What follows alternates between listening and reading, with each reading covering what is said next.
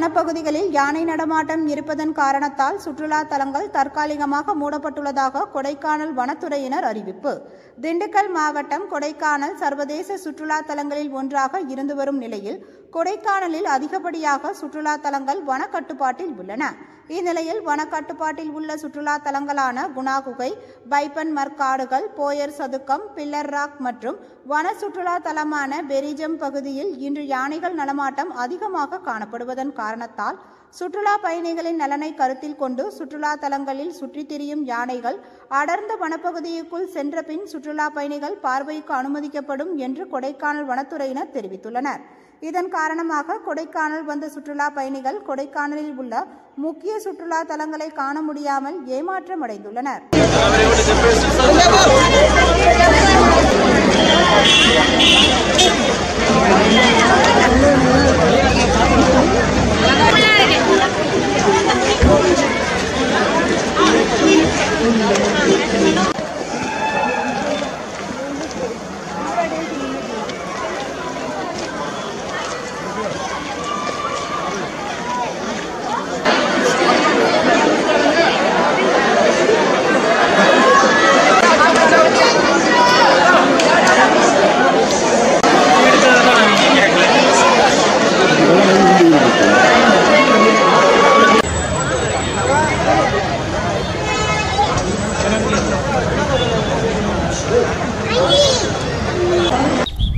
இதுக்கு முன்னாடி இந்த மாதிரி தொடர்ந்து நடந்தது இருக்கு.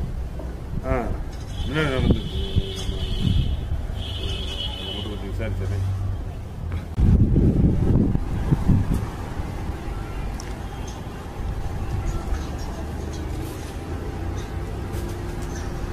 குடிக்கிற வரைக்கும் சாப்பிடணும். அதான் அந்த டேஸ்ட் போச்சுன்னா சாப்பிட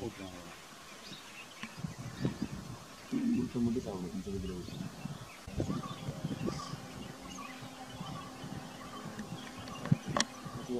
Tamam.